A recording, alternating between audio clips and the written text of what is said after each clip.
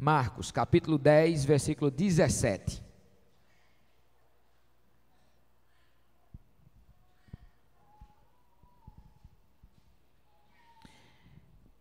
Marcos, capítulo 10, versículo 17 ao 31. Ora, ao sair para se pôr a caminho, correu para ele um homem, o qual se ajoelhou diante dele e lhe perguntou: Bom mestre, que hei de fazer para herdar a vida eterna? Respondeu-lhe Jesus: Por que me chamas bom? Ninguém é bom senão um, que é Deus. Sabes os mandamentos: não matarás, não roubarás, não furtarás, não dirás falso testemunho, a ninguém defraudarás, honra teu pai e a tua mãe. Ele, porém, lhe replicou: Mestre, tudo isso tenho guardado desde a minha juventude. Jesus, olhando para ele, o amou e lhe disse: Uma coisa te falta. Vai, vende tudo quanto tens e dá-o aos pobres, e terás um tesouro no céu. E vem, segue-me. Mas ele, pesaroso dessa palavra, retirou-se triste, porque possuía muitos bens. Então Jesus, olhando em redor, disse aos seus discípulos: Como é difícil, muito dificilmente entrarão no reino de Deus os que têm riquezas.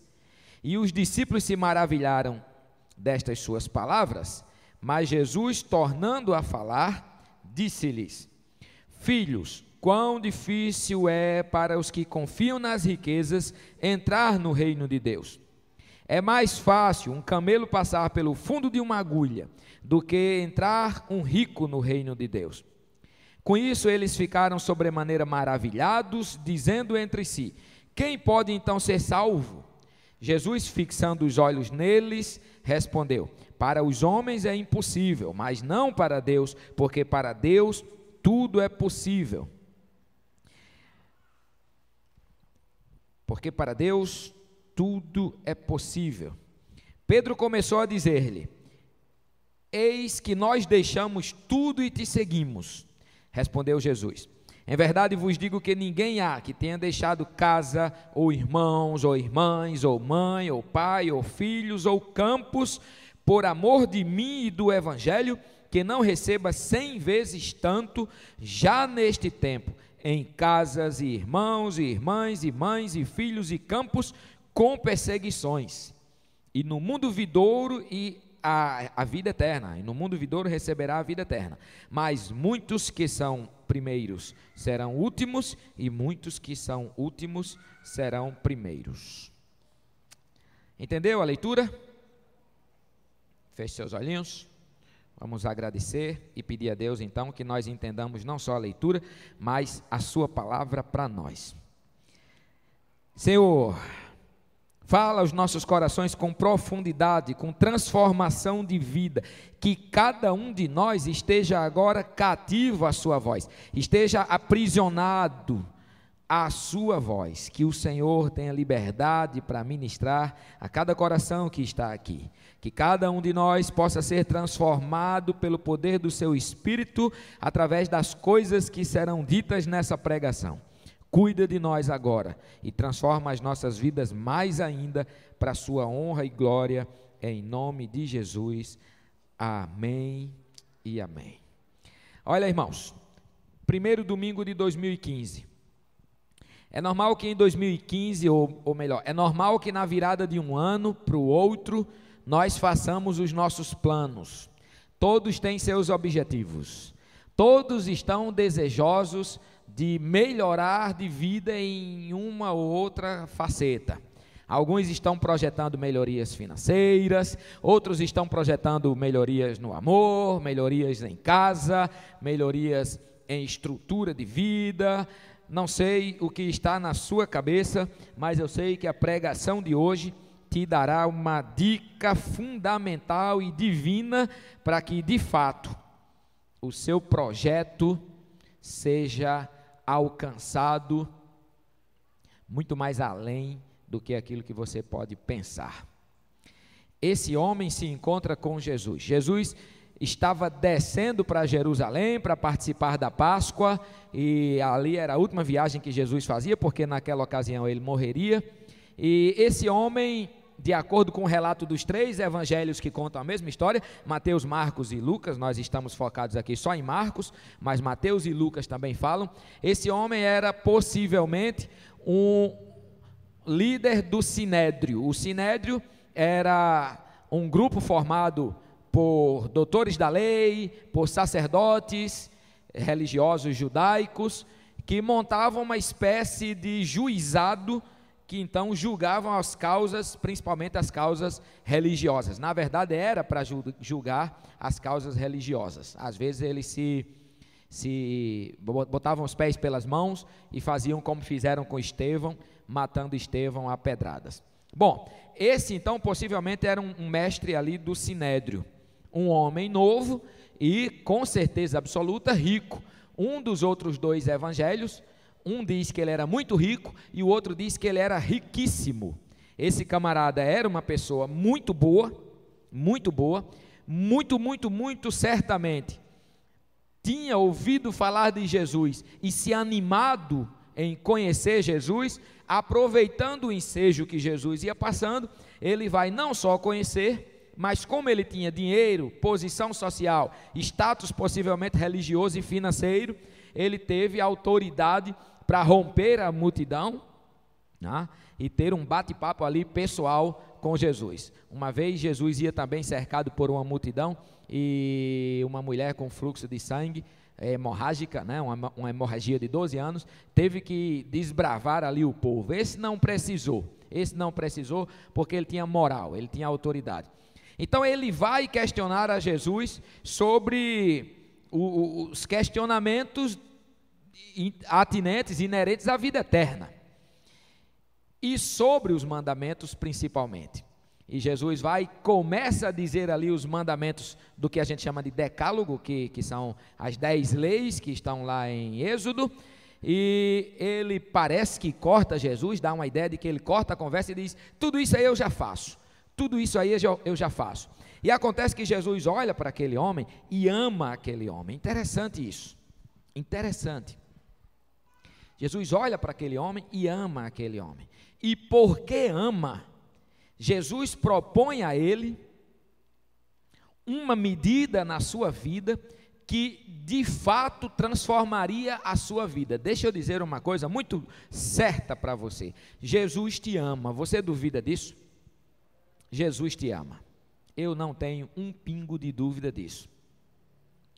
E eu tenho certeza absoluta que se Jesus chegasse aqui e pudesse dizer coisas a nós, pessoalmente, como disse aquele homem, ele ia dizer coisas que, enfim, transformaria a vida daquele homem. Aquele homem era um homem religioso, acostumado a servir a Deus a partir das regras da religião. Mas Jesus diz a ele o seguinte: bom, tudo bem, você faz tudo que a lei manda, mas falta uma coisa para você, vende tudo quanto tens e dá aos pobres, e depois disso me siga. Interessante, né? Alguém materialista vai dizer: ama demais, ama muito. Como é que o cara ama e manda o outro vender tudo? Então não ama, porque quem ama não vai mandar o outro se desfazer de tudo quanto tem. Olha aqui, essa pregação não tem a ver com dinheiro, mesmo que o texto esteja usando o amor ao dinheiro como pano de fundo. Mas quando Jesus diz: falta a você uma coisa, Jesus sonda o coração daquele sujeito. Jesus entende o que era que fazia parte da vida daquele homem, que era suficientemente capaz de desvirtuar o foco daquele homem em Deus. E Jesus entende que é o dinheiro, e diz para aquele homem: abra mão do seu dinheiro e entregue seu dinheiro aos pobres, abandone o seu dinheiro, largue isso. Nessa noite, Jesus não está dizendo a todos nós isso aqui que ele disse àquele homem. Jesus não está pedindo a você que venda tudo que você tem e dê aos pobres. Isso era a coisa mais capaz na vida daquele jovem, de tirar aquele jovem do real caminho do Senhor. Jesus pode olhar para a minha vida, olhar para a sua vida, identificar na sua vida qual é a coisa que mais põe em perigo a sua relação com Ele, e na hora que Ele identificar, não tenha dúvida, porque Ele te ama, Ele vai dizer: abandone isso, porque eu sei que isso é capaz de te desviar dos meus caminhos. Foi isso que Jesus disse para aquele homem em relação ao dinheiro, e para nós é isso que Deus está dizendo agora. Eu não sei aqui, eu não sou Jesus, eu só tenho o mesmo Espírito, mas eu não consigo sondar o que em cada um de nós é capaz de nos tirar do centro da vontade de Deus. Eu não sei. Eu sei que o amor ao dinheiro é o princípio de todos os males, isso aí eu sei. Primeiro porque eu já amei demais o dinheiro e eu quase arrebentava a minha vida por isso. Depois porque a Bíblia diz isso. Eu sei que o amor às coisas materiais é uma desgraça, eu sei. Tem muitos não, alguns crentes da nossa igreja já chegaram para mim ao comprar o seu primeiro carro, e chegaram para mim e disseram: pastor, eu quero dizer ao Senhor que esse carro é para obra, esse carro foi Deus que me deu. E eu já liguei para essa pessoa tantas vezes, e eu sempre ouvi tantos não, e nunca vi o seu carro ser empregado uma só vez para obra. Teve alguém que chegou ao ponto de pedir que eu orasse para ungir o carro, porque o carro era para obra. E já que era para obra, e a pessoa saiu depois daquela oração dizendo: é para obra. Na época a gente precisava ir toda semana para São Lázaro, e eu ligava: e seu carro? E a pessoa dizia: eita, poxa. Como aqui tem um bocado de gente que os carros foram tantas vezes para São Lázaro que já sabia o caminho, né, Carlinha? Já sabia até quando o jumento ia passar na estrada. Mas pessoas aqui que disseram isso, e que eu disse: e aí, a gente está precisando de um carro. Eita, pastor, o senhor devia ter feito um ofício em 2 vias com 3 meses de antecedência, que agora não dá. E eu sabia que dava, não era para obra. E aliás, esta pessoa que eu estou lembrando agora, prosperou na vida financeira, e tão logo percebeu que Coqueiral não era mais uma igreja à sua altura, foi embora para outra igreja à sua altura. Aliás, né, Beval, quantas e quantas pessoas na história da nossa igreja abandonaram a nossa igreja porque Coqueiral é bairro de periferia, porque nossa igreja é a igreja de pobres. A essas pessoas Deus vai estar dizendo diretamente: o seu dinheiro vai te levar para o inferno. E vai mesmo. Por isso que a expressão que eu mais gosto é: fulano de tal está podre de rico. Porque são as duas coisas que eu acho que estão mais dentro do mesmo pacote: é a riqueza e a podridão. Porque quando você enriquece e bota na sua riqueza a sua confiança, você apodrece. Por isso que a expressão podre de rico, não é? É uma expressão tão sábia. Aliás, tem muitas expressões envolvendo o dinheiro que são muito sábias. Qual é a prioridade da sua vida? Você está focando o seu 2015 em quê? Qual é o alicerce que você está montando a sua vida? Tem coisas nas nossas vidas que são suficientemente grandes para nos afastar do Senhor. Este que vos fala, passei 2 anos frequentando igreja, ouvindo a voz do Senhor, gritando no meu coração, e eu não entregava a minha vida ao Senhor, porque eu sabia que, na hora que eu entregasse minha vida ao Senhor, eu tinha que abandonar da minha vida coisas que eu julgava como preciosas. Grande tolice da minha parte, grande tolice da minha parte. O que é grande na sua vida que pode te tirar do foco? É isso que Deus vai dizer para você hoje, e eu quero que você pense nisso. É isso que o Espírito Santo está dizendo para você hoje: abandona isso para depois me seguir. Interessante, Jesus não diz para aquele jovem, aliás, veja que muitos pastores diriam assim para aquele jovem: rapaz, me siga. Mas Jesus diz assim: venda tudo que tens, dê aos pobres e me siga. Me siga liso. Ora, eu não estou preocupado com o seu dinheiro. O seu dinheiro que tanto te preocupa, não me preocupa. Venha me seguir na... Foi, Moisés, está seguindo liso também, é? Venha me seguir liso, eu não quero o seu dinheiro. Tantos pastores, quando chega uma pessoa mais rica na igreja, vai dizer: irmão, quer entrar no hall de membros? Fique aqui, o seu dízimo pode ser gordo. Mas Jesus está dizendo: aquilo que te tira do meu caminho, não me interessa. Olha aqui, deixa eu dizer outra verdade. Possa ser que haja coisas em sua vida que você sabe que tem que largar fora, mas não tem coragem. Querido, então assim você pode estar até apto para ser um religioso. Assim você pode até estar apto para ser membro de uma igreja, dessa, por exemplo. Pode. Mas enquanto você não estiver disposto a jogar fora aquilo que é maior do que Deus na sua vida, Deus não te quer como seguidor. Jesus quer você inteiro. Jesus não quer você com um olho aqui e outro lá. Outra vez um rapaz chegou e disse: mestre, eu quero te seguir, mas eu tenho algumas demandas na minha casa. Deixa eu ir sepultar os meus pais. Lógico, o pai daquele menino não tinha morrido. E Jesus não estava proibindo aquele rapaz de sepultar o pai.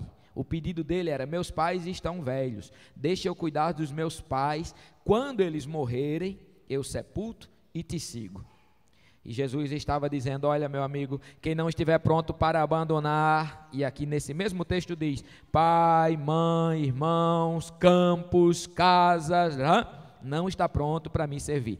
Espera aí, abra um parênteses, eu não estou dizendo que Deus está mandando ninguém abandonar pai e mãe, a não ser que seu pai e sua mãe sejam um atrapalho para a sua vida com Deus. Entende?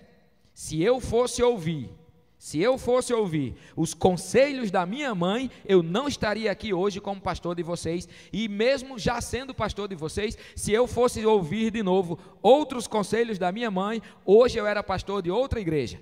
Então aí eu tive que abandonar os conselhos, porque senão me tiraria do centro. Então o que está em jogo aqui não é pai, mãe, campo, casa, dinheiro. O que está em jogo aqui é aquilo que habita em nossos corações e é capaz de nos afastar dos caminhos do Senhor. O versículo 22 diz: mas ele, pesaroso desta palavra, retirou-se triste, porque possuía muitos bens. Eu preciso encorajar você a não sair daqui desta pregação, deste culto, da mesma maneira que aquele jovem saiu daquela conversa. Eu não estou pedindo para você pensar naquilo que pode te separar de Deus, para que você fique triste e saia daqui sem coragem para abandonar aquilo que pode te separar de Deus. Não faça como aquele jovem, como aquele homem fez. Não faça. Não fique com o coração pesaroso, porque remorso não é arrependimento. Tem muita gente que sente remorsos pelos seus erros, mas remorso não leva ninguém a lugar nenhum, a não ser para o inferno também, como aconteceu com Judas. Remorso é uma coisa, arrependimento é outra. Eu não quero que você saia daqui com o coração pesaroso. Eu quero que você saia daqui com o coração alegre, porque você vai dizer: eu estou disposto a abandonar aquilo, aquelas coisas que são suficientemente grandes para me desfocar do caminho do Senhor. E aí, depois Pedrão chega e diz: mas assim, quem é que vai para o céu? Porque como é que esse cara pode vender tudo que tem? Você pode estar perguntando assim: mas meu pai, mas pastor, eu não tenho forças para abandonar isso. Como Pedro estava dizendo para Jesus: assim não dá, assim não tem jeito. Como é que um cara vai vender tudo que tem? E Jesus diz para Pedro e para os seus: o que é impossível para os homens é possível para Deus. Uma das primeiras canções, aliás, uma das canções que nós cantamos hoje aqui, ela a terceira, ou era a quarta, ela fazia a gente pedir a ajuda de Deus. Ajude-me, não era isso, Dedé? Não era isso? Ajude-me a melhorar. Eu não sou, né? Eu só sei errar. Deus sabe disso. Deus conhece seu coração. E Deus não quer que você abandone aquilo que Ele quer que você abandone com suas forças. Porque com suas forças você não vai conseguir. Porque isso é impossível para os homens. Agora, isso é possível para Deus. Se prostre aos pés do Senhor. E se no seu rol de metas para 2015 estão as coisas que você ama e que colocam você como prioridade e não colocam Deus como prioridade, não colocam o reino de Deus como prioridade, não colocam a sua relação com Jesus como prioridade, rasgue a sua lista de prioridades, porque ela vai te levar para o fundo do poço. Querido, troque suas prioridades pelo poder e com o poder do Espírito Santo do Senhor, mesmo que pareça ser impossível para você. Tantas coisas na minha vida, na sua vida, você já teve que abrir mão, tantas coisas eu já tive que abrir mão. Um dia Deus pediu meu filho mais velho, tantas coisas eu já tive que abrir mão. Quando eu achava que Deus não ia me pedir mais nada, porque eu tinha aberto mão de algumas besteiras da minha vida, Deus pede meu filho mais velho. Tantas coisas a gente tem que abrir mão, mas todas as vezes que a gente abre mão de uma coisa e se coloca, e nós nos colocamos nas mãos do Senhor, meu irmão, tenha certeza de uma coisa: Deus vai te fazer prosperar com a prosperidade certa. Não é com a prosperidade fajuta, não é com a prosperidade errada. Naquela época, o povo entendia, e até hoje entende assim, que o que marca mais a presença de Deus na vida de uma pessoa é a quantidade de bens que essa pessoa tem.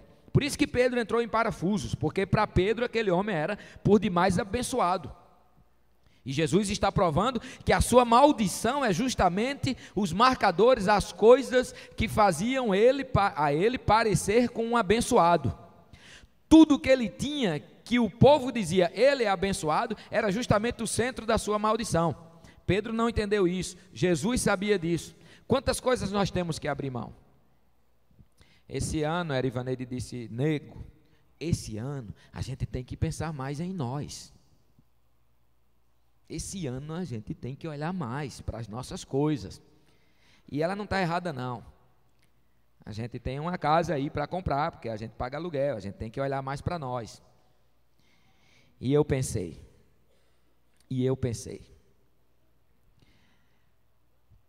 todas as vezes que a gente dá, a gente só recebe.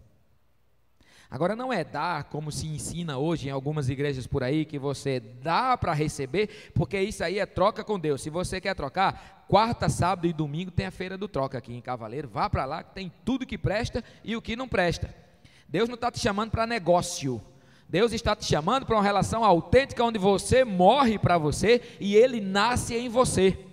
E é isso e só isso, nada mais do que isso, nada menos do que isso, que nos faz ser felizes. Sem isso, nós seremos sempre faltosos. Haverá sempre um vazio dentro de nós.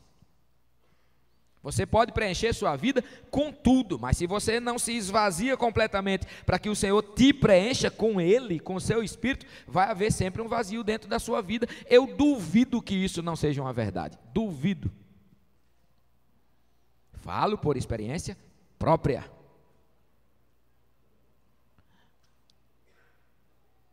Aquilo que é impossível para os homens é possível para Deus. Se lance nas mãos do Senhor. Se lance por fé. Se Deus te pedir coisas, dê. Não há nada que Deus vai te pedir que Ele não vá te restituir com aquilo que você precisa, não com aquilo que você acha que precisa, mas com aquilo que você precisa. Se lance nas mãos do Senhor. Um filósofo do século não sei quanto, Soren Kierkegaard, 19, eu acho, ele dizia: a fé é um salto no escuro. Que coisa linda, que conceito lindo de fé. Salta, meu irmão, salta que o Senhor está lá. Não fique se apegando nos galhinhos daquilo que você acha que te dá segurança, porque só tem uma coisa na sua vida que pode te dar segurança, é o Senhor. O resto te dá falsa sensação de segurança, não segurança. Comece o seu ano se jogando nas mãos do Senhor sem reservas. Pastor, eu não consigo fazer isso. Eu sei, isso é impossível para você, mas para Deus não é impossível. Se lança pela fé nas mãos dele e deixa que ele cuida do resto. Aquele homem saiu pesaroso de coração, coitado, pobre homem, pobre homem, pobre homem. Estava enfeitiçado pelos esquemas religiosos e não se deixou encantar pela voz sábia do único mestre. Enquanto ser religioso requer a prática das leis pré-estabelecidas, seguir a Jesus requer o abandono de interesses pessoais em detrimento da prática de atos em função do outro, sobretudo do outro mais necessitado. Era só isso que Jesus estava pedindo a ele. A busca religiosa traz prazeres para o sujeito, mas seguir Jesus demanda transformação de vida, onde ele passa a ser o seu Senhor, e daí vem o real prazer, e daí vem o real contentamento. Hoje é o primeiro culto de domingo do ano. Que tal fazer um compromisso verdadeiro com Deus? Que tal? Verdadeiro, compromisso verdadeiro. Eu quero dizer uma coisa aqui de novo. Aliás, eu quero dizer uma coisa tantas vezes, né? Depois eu vou ouvir as pregações para deletar esses negócios. Mas eu quero dizer uma coisa para você de novo. De novo e de novo. Um compromisso verdadeiro com o Senhor só pode ser identificado por você quando isso significar um esvaziamento verdadeiro de você mesmo. Um compromisso verdadeiro com Deus só pode ser identificado por você e pelos outros quanto mais esse compromisso deixar de ser consigo mesmo. Uma vida verdadeiramente plena só pode ser identificada por você e pelos outros, em você, quanto mais a sua morte chegar mais perto de ser plena para seus interesses pessoais. Mas também uma vida verdadeiramente feliz, uma vida plenamente realizada, não é possível naquilo que nós construímos. Não é possível naquilo que nós podemos, não é possível naquilo que nós temos, não é possível naquilo que nós desejamos. Só pode ser possível naquilo que Deus quer para nós. Por isso não dá para ter uma vida plenamente feliz se você plenamente não se lançar nos braços do Senhor, jogando fora aquilo que você sabe que está te afastando do Senhor. Daquele homem eram suas riquezas. De mim eu sei muito bem o que é. De você é o quê? Então, isso que você acabou de pensar, é isso que o Senhor está pedindo. Lança fora e me siga. Deixa isso para lá e me siga. Tem coisas atrapalhando a sua relação com Deus, querido. Tem coisas. E eu sou capaz de dizer quais são. Tem coisas. Tem dinheiro atrapalhando sua relação com Deus. Tem mentiras atrapalhando. Tem sexualidade impura atrapalhando. Tem um monte de prioridades que são para dar conta do seu bel prazer, atrapalhando sua relação com Deus. Tem. Eu tenho certeza que tem. Deus sabe que tem. São essas coisas que o Senhor está dizendo. Joga fora isso. Se esvazia disso. para que você deixe de ser um religioso que cumpre os mandamentos. Beleza, ok, eu sei que você faz isso, para ser um seguidor de Cristo. É outra coisa, é outra etapa, é outro nível, é outra relação. E é para essa outra coisa que o Senhor está te chamando hoje. Amém? Crê nisso? Entendeu a pregação? Ficou fácil? A voz de Deus foi clara para o seu ouvido, para o seu coração? Bom, se você está balançando a cabecinha, eu cumpri minha parte. Agora é contigo e com Deus. Bom, que Deus te abençoe, que Deus nos abençoe e nos dê um 2015 cheio dele, para a honra dele, para a glória dele e para o prazer pleno nosso.